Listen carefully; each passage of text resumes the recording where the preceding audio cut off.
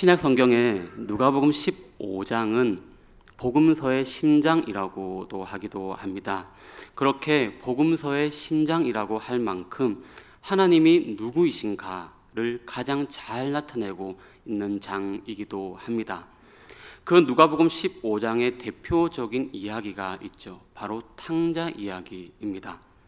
둘째 아들이 모든 것을 다 잃어버리고 방탕하고 마지막에 아버지 앞에 돌아왔을 때에 어떤 허물도 묻지 않으시고 그를 받아주시는 아버지, 즉 오늘 말씀의 제목처럼 포기하지 않는 사랑, 그 아버지의 마음, 우리 모두를 향해 포기하지 않으시는 하나님의 마음을 보여주는 부분이 바로 구약에서는 이 요나서라고도 할 수 있습니다. 이 요나서를 오늘 접하다 보면은 몇 가지 좀 독특한 점을 발견하게 되는데요. 먼저 이 요나서는 선지서들 가운데에 유일하게 이야기식으로 구성되어져 있다는 것입니다. 그래서 다른 어떤 선지서들보다는 쉽게 읽을 수 있고 재미도 있고 흥미진진한 부분들이 굉장히 많이 있습니다. 그리고 또 두 번째로는 보통 선지서들은 선지자를 통해 선포된 하나님의 말씀을 기록한 책들인데 이 요나서 같은 경우는 선지자를 통해 선포한 하나님의 말씀보단 선지자 자신에 대한 이야기를 말씀하고 있습니다. 자기의 원수를 사랑하시는 하나님이 싫었던 반항적인 선지자에 대한 이야기가 요나서입니다. 그리고 또 한 가지 독특한 점은 바로 이 요나 선지자 자체가 조금 독특한 모습을 요나서에서 많이 보여준다는 점입니다. 우리가 오늘 이 4장을 읽었지만 벌써 이 요나 선지자라고 하는데 요나의 특이한 점을 많이 보게 되는데요. 요나서 전반에 나오는 이 요나는 계속 투덜투덜 거리는 요나를 보게 됩니다. 이게 마지막 오늘 4장까지 와서도 아직까지도 투덜거리는 요나의 모습이 끝날 때까지 하나님께 짜증내고 화내고 투덜거리는 겁니다. 버뜩하면 화를 내고 버뜩하면 그냥 죽여달라고 소리치는 그런 선지자. 우리가 기대하고 알고 있는 전형적인 선지자의 모양하고는 조금 다른 모양이죠. 하나님의 사람인 선지자이지만 굉장히 반항적이고 마치 하나님을 싫어하는 것처럼 보이기도 합니다. 오늘은 그 요나서를 살펴보려고 하는데요. 요나서 4장에서 조금 앞부분의 짧은 이야기를 잠시 살펴보고요. 그리고 오늘 이 4장까지 그 이야기가 연이어질 것인데요. 연이어지면서 중요한 질문 2가지를 좀 던지고자 합니다. 그리고 중요한 질문 이 2가지에서 이 질문을 통해서 해답을 찾으면서 말씀이 주는 그 교훈을 좀 잡고자 합니다. 이 요나 선지자는 북이스라엘 시대에 활동했던 선지자입니다. 하나님께서 선지자 요나에게 니느웨 성으로 가서 그들의 죄악과 불의를 질책해라는 임무를 주십니다. 그런데 요나는 그때부터 투덜투덜거리며 그렇게 지시하시는 하나님을 못마땅하게 여깁니다. 그러면서 정반대 방향 다시스로 향해서 가버립니다. 이방 선원들이 가득한 배에 올라타고는 배 밑창까지 내려와서 그냥 자고 있는 겁니다. 그렇게 깊이 잠이 들지만 곧장 하나님은 큰 폭풍을 보내서 요나를 깨우시죠. 큰 폭풍이 부니까 이 배에 타고 있던 다른 이방 선원들, 이 이방인들은 이게 어떻게 된 것인지 제비를 뽑아서 도대체 누구 때문에 이렇게 되는지를 제비를 뽑는데 누가 뽑힙니까? 바로 요나가 뽑힙니다. 그리고 선원들은 이 요나에게 당신은 도대체 누구냐고 묻는데 요나가 하나님의 말씀을 피해 도망가는 순간이면서 이때는 또 본인이 참된 신앙인인 것처럼 아주 거창하게 얘기를 하는데요. 요나서 1장 9절에 오늘 요나가 이렇게 대답하는 부분이 있습니다. 제가 한번 읽겠습니다. 그가 대답하되 나는 히브리 사람이요 바다와 육지를 지으신 하늘의 하나님 여호와를 경외하는 자입니다. 그러니까 나는 하나님을 믿는 사람입니다. 히브리 사람입니다. 이렇게 소개를 합니다. 지금 이 상황이 본인은 하나님의 사람이고 선지자이라서 그 말씀을 듣고 지금 도망가는 중인데 이렇게 믿음의 사람에 거하게 자신을 소개하는 겁니다. 그리고 한술 더 떠서 더욱더 이제 풍랑이 심해지고 선원들은 어떻게 할지 몰라 했을 때에 요나가 또 말을 하는데 이 일이 나 때문에 된 것이니까 나를 바다에 던지십시오. 죽이십시오. 그렇게 얘기를 하죠. 그렇게 던지고 나니까 정말 거짓말처럼 폭풍은 잠잠해집니다. 그리고 물속에 던져졌던 순간 요나는 하나님이 준비한 큰 물고기가 덥석 삼킵니다. 이제 물고기 뱃속에 갇힌 요나는 결국 불순종을 회개하고 다시 물 밖으로 이렇게 토해진 뒤에 억지로 사명을 감당하기 위해 니느웨로 가게 됩니다. 이 니느웨는 아주 거대한 성읍이기 때문에 다 둘러보려면은 며칠은 걸어 다녀야 했는데요. 억지로 하는 듯한 뉘앙스로 이 요나는 니느웨에 도착한 첫날 이런 말씀만을 전하고 마는데요. 40일이 지나면 니느웨가 무너질 것이다. 이게 끝입니다. 히브리 원서에도 딱 5글자 5단어 던지고는 끝입니다. 정말 성의 없는 전도의 멘트이죠. 혹시라도 이렇게 말하는 이유는 요나의 감정을 조금 엿볼 수가 있는데요. 혹시라도 이 복음을 듣고 이들이 깨닫고 회개할까 봐서 건성으로 대충 말했던 것으로 볼 수도 있습니다. 하나님께서 분명 외치라라고 하는 것은 니느웨 사람들의 죄가 무엇인지 그리고 누가 너희들을 무너지게 할 것인지 등 이런 복음의 메시지를 구체적으로 전해야 되는데 하나님에 대한 어떠한 언급도 없고 그냥 무성의하게 아주 간단하게 던지고 마는 겁니다. 하지만 이 요나의 외침과는 또 그의 동기가 어떠했던지 간에 정말 신기하게도 이 5마디의 단어의 복음만 듣고도 이 주변 사람들, 이 니느웨 왕을 비롯해서 성읍 전체가 슬퍼하면서 잿더미에 앉아서 회개하는 일이 기적처럼 일어납니다. 요나의 이 무성해 보이는 그 외침으로 하나님은 니느웨 사람들을 용서하시고 그 성읍에 재앙을 내리지 않았다는 겁니다. 오늘 여기까지가 3장의 마지막 절까지의 메시지고요. 이제 그러면서 이제 본문 오늘 읽었던 4장으로 이제 넘어오게 되는데 4장의 메시지를 이제 이야기를 이렇게 보면서 질문 2가지를 제가 좀 던지면서 이 질문을 통해서 말씀이 주는 교훈을 좀 찾고자 합니다. 이제 오늘 본문의 이야기가 시작되는데 먼저 1절을 보시면은 요나가 성질 내는 것부터 시작을 합니다. 그게 바로 4장인데요. 이쯤 되면은 우리가 첫 번째로 이런 질문을 해볼 수가 있습니다. 요나는 왜 이렇게 하나님이 간절히 원하신 니느웨 사역을 싫어했을까입니다. 그렇게 하나님이 가서 외쳐라 하는데 왜 요나는 그렇게 싫었던 것일까요?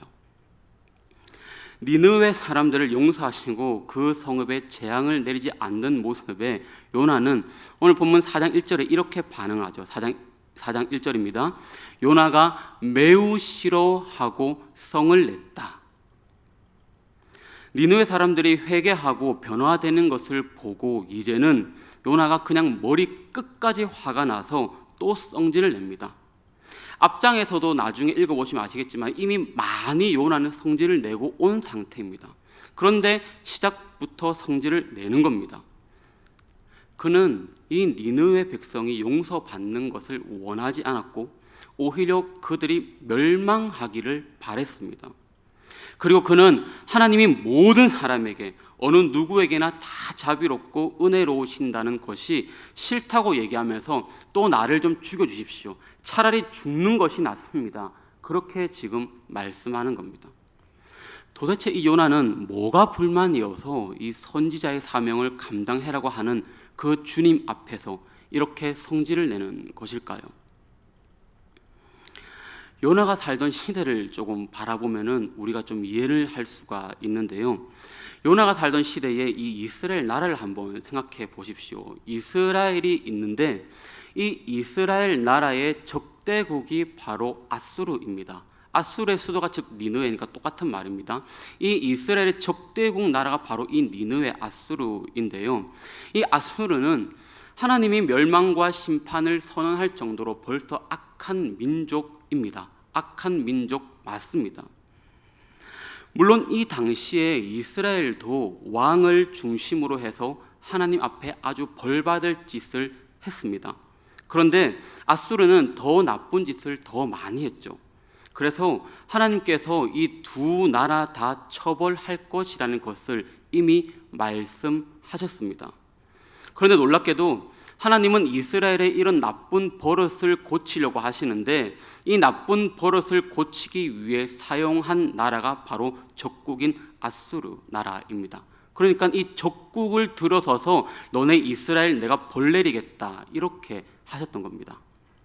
자, 이런 상태에서 이 아수르 니느웨 나라의 용서와 회복, 아수르에 가서 복음을 외치면은 산다. 아수르 니느웨 나라의 회복과 용서는 어떻게 보면 이스라엘 입장에서는 아주 끔찍한 일입니다. 그 나라가 왕성하게 되면은 이스라엘 나라는 그냥 부서져서 죽는 겁니다. 그러니까 차라리 니느웨가 이때 회개 안 하고 멸망당하고 죽는 것이 이스라엘 입장에서 보면은 더 유익이 되는 것입니다. 그리고 지금 이런 상태에서 이 요나는요, 이스라엘의 대표적인 선지자 아닙니까?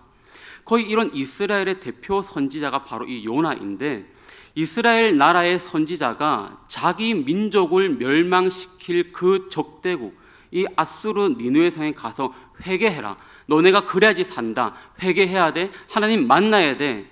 하나님이 용서해 주신다 라고 하면서 그 적대국의 회개와 용서, 복음을 전하라는 것은 이스라엘 선지자로서는 납득이 안 되는 일입니다.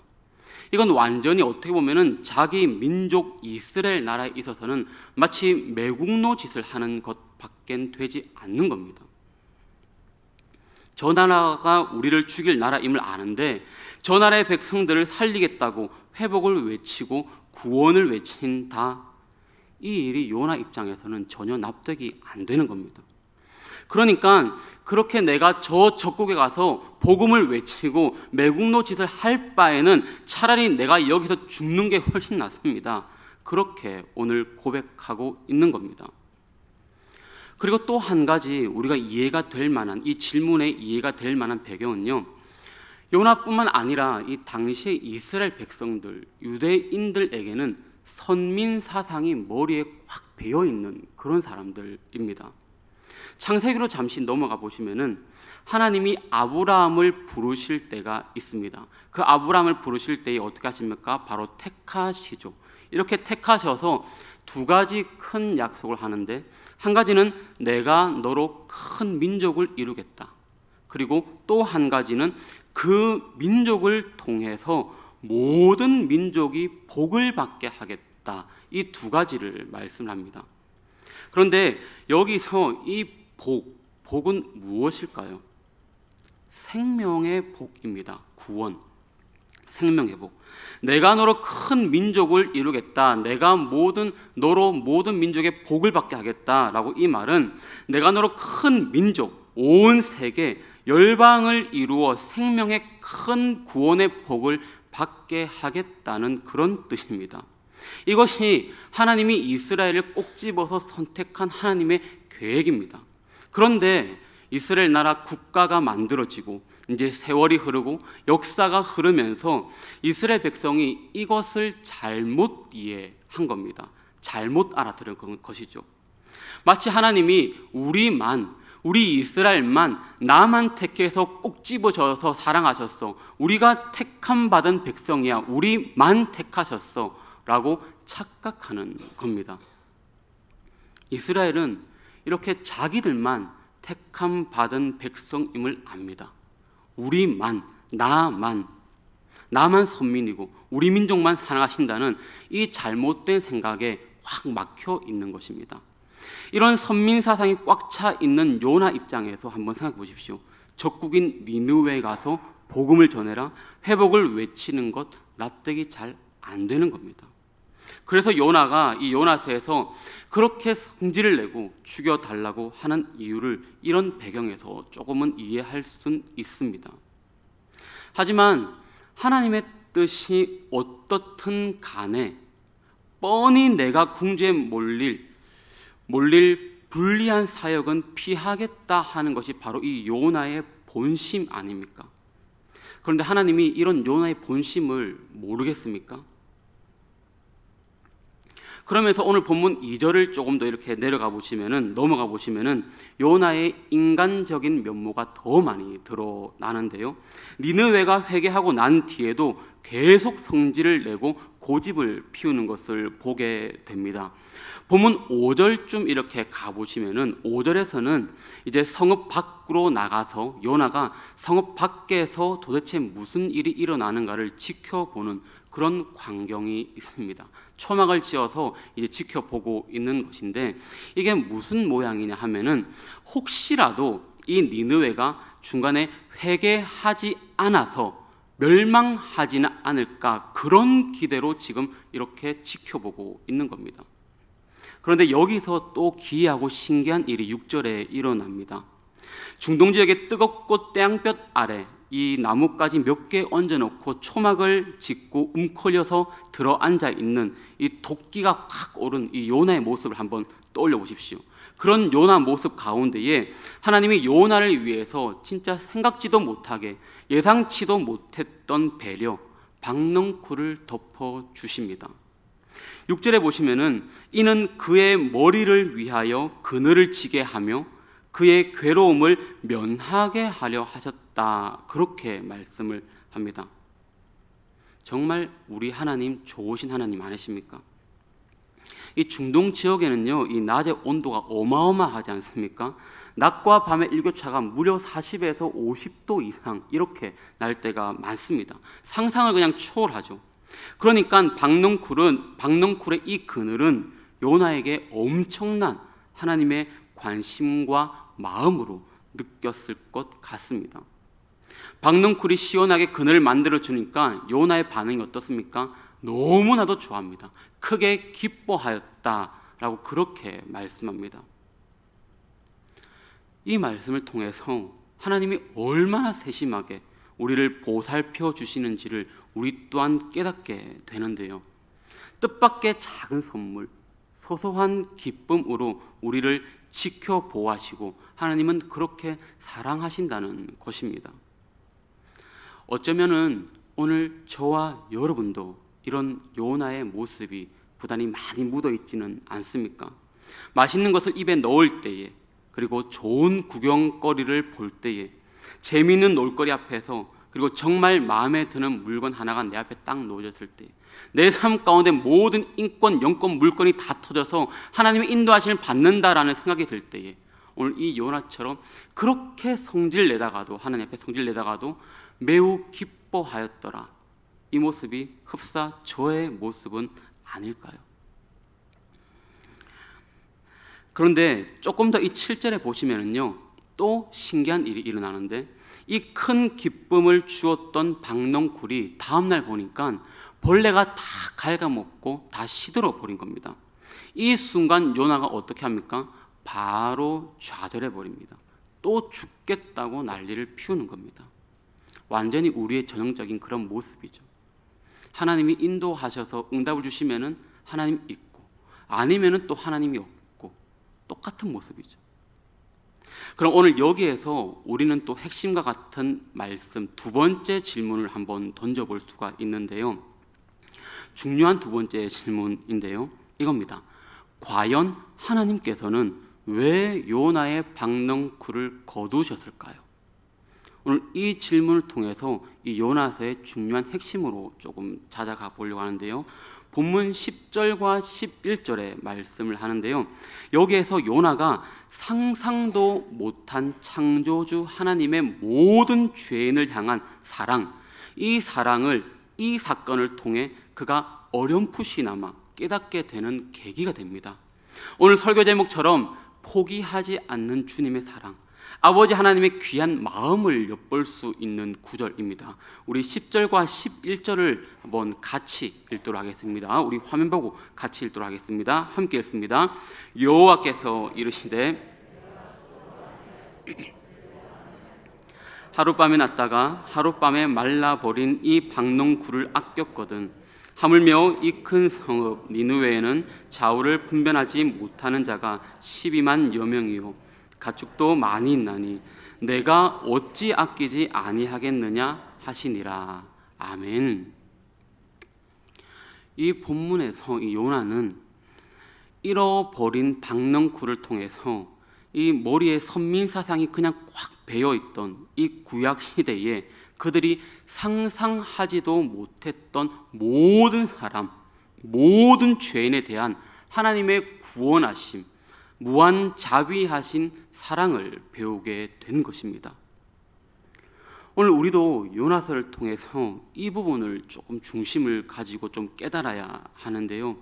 포기하지 않는 아버지, 그 하나님의 사랑을 우리가 느껴야 하는 겁니다. 그 하나님의 사랑의 방향은요, 먼저는 나에게로 향합니다. 나를 포기하지 않으시는 아버지의 사랑을 우리가 이 저녁에 깨달으면 좋겠습니다. 나 같은 죄인을, 지금도 요나와 별반 다를 것 없는 우리들을 세상에 가치 있는 박넝쿨로만 덮어주면 좋았다가도 그것을 걷어가시면은 하나님을 싫어하는 요나 같은 나임에도 불구하고 하나님은 지금도 끝까지 우리를 포기하지 않으신다는 겁니다.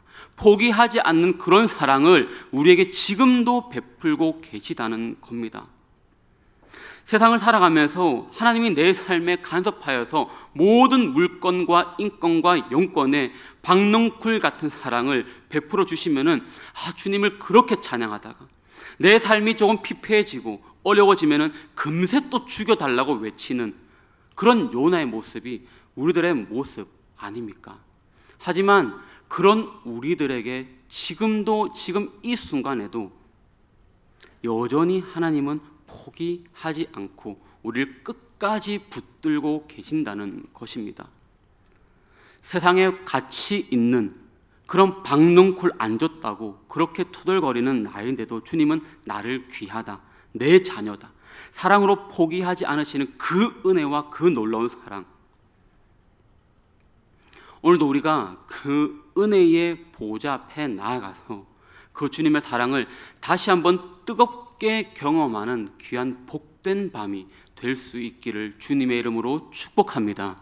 그리고 두 번째로는요, 처음은 나를 향한 포기하지 않는 사랑이었다면 두 번째로는 온 인류에게로 나아가는 주님의 사랑입니다.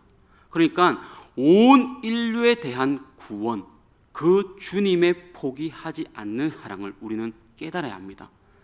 나만 사랑해, 내가 오라, 나만 하나님은 기억해, 우리 교회만 주님을 사랑해가 아닙니다.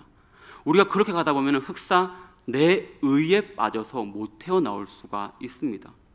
오늘 두 번째로 이 온 인류에 대한 사랑, 우리는 그 주님의 사랑을 먼저 받은 자 아닙니까? 그 주님의 사랑을 먼저 받은 자로서 이 십자가의 사랑을 온 인류에게 전해야 될 사명이 있는 요나와 같은 자들입니다. 그 복음을 어쩌면 가장 가까운 내 가족으로부터 시작해서 더 나아가서 멀리 있는 이웃에게까지, 예수님의 사랑을 모르는 이웃에게까지 포기하지 않는 주님의 사랑을 전해야 되는 것입니다.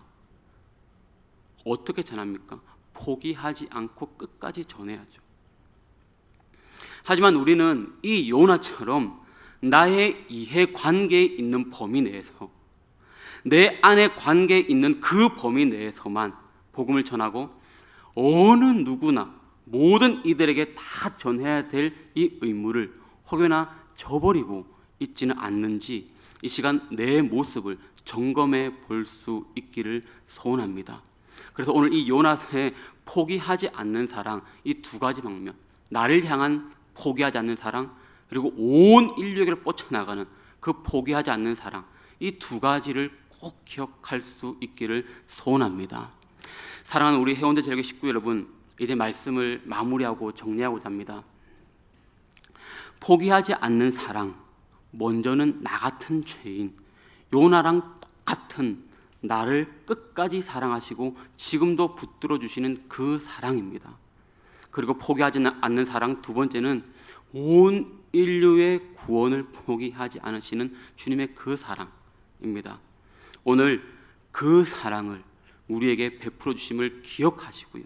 주님의 뜨거운 사랑, 그 뜨거운 사랑이 혹여나 내가 주님을 향하여 조금이라도 식어져 있다면은, 가슴이 무뎌져 있다면은, 오늘 이 밤에 기도와 말씀과 찬양을 통해서 한번 우리가 주님을 향한 사랑으로, 뜨거운 열정으로 뜨겁게 회복되는 그런 밤이 되기를 축복합니다. 그리고 포기하지 않는 하나님 아버지의 사랑에 진심으로 동참하고 구령의 열정에 충실하게 감당하여서 믿지 않는 자들이 주님께로 돌아오게 하는 주역들이 바로 저와 여러분들 한 사람 한 사람이 다 될 수 있기를 소원합니다. 오늘도 그 놀라우신 주님의 십자가의 사랑 앞에 감격하며 아버지의 사랑에 진심으로 동참하여서 더 나아가서 우리의 삶 속에서도 놀라운 주님의 축복을 날마다 맛보는 그런 저와 여러분들 다 될 수 있기를 주님의 이름으로 축복합니다.